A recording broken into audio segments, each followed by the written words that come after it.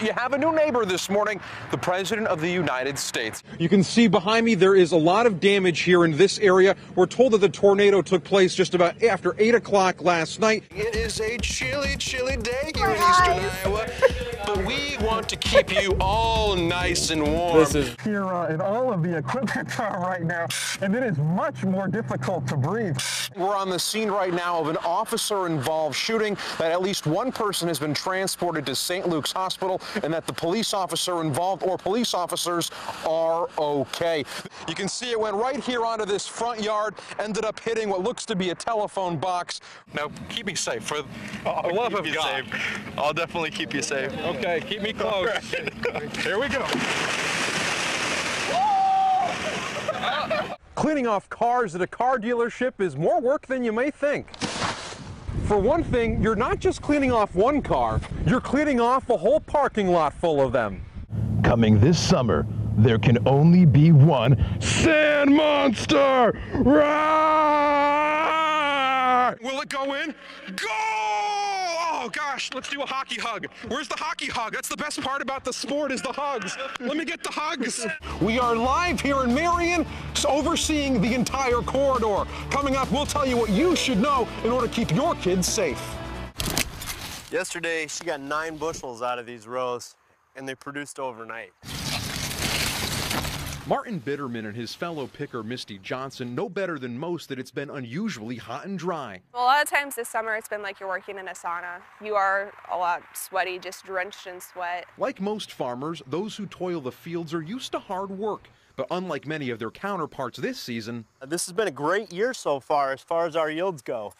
Thankfully, we've got this irrigation system set up, and we're not suffering like a lot of other farms are around here. the ability to irrigate is what's helping them win the war against this summer's drought. It takes more than just a good irrigation system to produce a good crop when there's a drought. It also takes a little creativity too. Here at Bass Farms, they're using a sprinkler that's designed to be used on a golf course.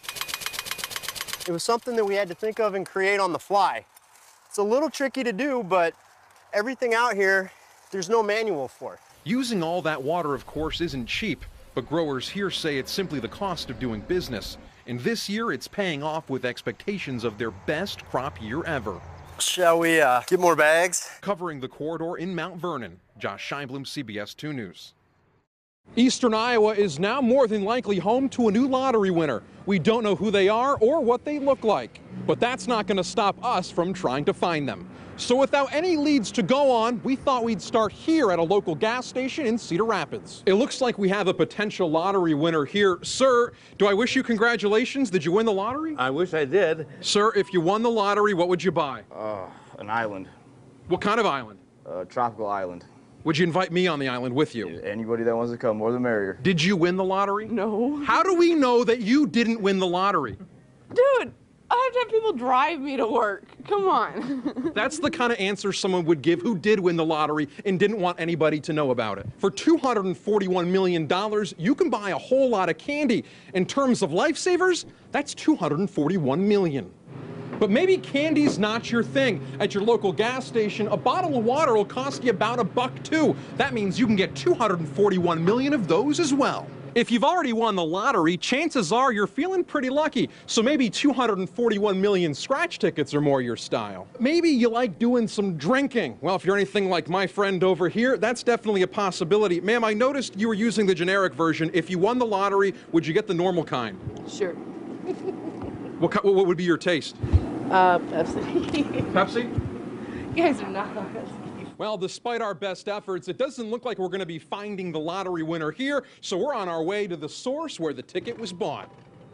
We're here where that ticket was purchased, Hy-Vee on Edgewood Road. We hear they're having a press conference. Why don't we go on in and let's take a listen. So do you have any idea at all who this winner could be? That is the $241 million question, and no, we do not yet. After talking with our friends at the Iowa Lottery and over at Hy-Vee, it's still clear we don't know who won the lottery. The question is, though, if it's you, why haven't you come forward yet? For covering the corridor in Cedar Rapids, Josh Scheinblum, CBS 2 News. When Adrian Hicks stepped off a bus for the first time in Cedar Rapids, he thought he was on the road to becoming a truck driver. CRST brought me out here with promises of steady work, good paychecks, but there was a lot of stuff they didn't tell us before you came out here. CRST International gave him a bus ticket from his home in New Jersey to Cedar Rapids. But what he believed was an opportunity of a lifetime left him instead, in his words, at rock bottom. I've lost everything that I ever cared for or cherished about, and now I've just become a burden to Cedar Rapids, and I don't like that feeling. Adrian has been homeless since he was expelled from CRST's training school back in November after failing a drug test. He tells CBS 2 News the company refused to pay for his bus ticket back to New Jersey. His story isn't unique. Other CRST rejects tell us there are others who found themselves stranded in Cedar Rapids after being removed from the school. Hoping and praying for the best. Isaiah, originally from Indiana, is one. He's asked us to hide his identity. Embarrassed, he says, over the situation he's found himself in. How many people roughly were in your class? I think we came out here with about 200 people. And how many are here now?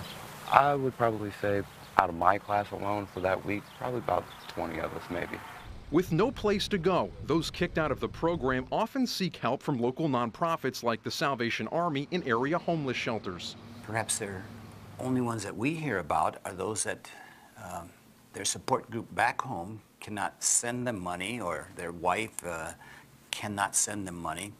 Officials with the Salvation Army add that in at least one case, a CRST company shuttle dropped off a man from Nevada right at their doorstep, allegedly telling the person, "This is the Salvation Army. They should probably be able to help you." Since January, the Salvation Army alone says they've spent nearly $1,000 on hotel rooms and bus tickets for people trying to get back home after being dropped from CRST's program. To put it another way, they say that's enough money to purchase some 2,200 meals. We asked CRST to respond to the criticisms of its rejected recruits and the concerns of several community organizations. In a written response to CBS 2 News, the company says recruits are told CRST, quote, pays for the transportation home except in cases of a failed drug test or an intentional falsification on the employment application. It's a catch buried on page 12 of an online information packet sandwiched between flashing banners for bonuses and extra money. We couldn't find it on the application itself. And in the cases we found, disclosure seems to be the key. CRST tells us applicants are informed of these requirements and the ramifications. Adrian says it's a warning lost amidst the promises. When you get here, that's when oh, well, if you don't make the cut, you're on your own. If they can bring them here, obviously they can send them home. The company declined to say whether background checks are done prior to recruits' arrival here. They tell us they are proprietary, competitive, and could intrude on our applicants' confidentiality. CRST says it's brought $11 million to the community through its training program and has provided millions of dollars in donations and grants to local organizations. Be that as it may, it's those local organizations who are left to deal, in many cases, with CRST's rejects. I don't think they've put a strain on us unduly. It just seems perhaps immoral and unethical for them to continue to do that. Community groups asked us why drug tests aren't done before would-be drivers arrive in Cedar Rapids. We asked CRST that same question. Their answer? For the applicant's convenience and quality control. But for some, that convenience has left them struggling. Covering the corridor in Cedar Rapids, Josh Scheinblum, CBS 2 News.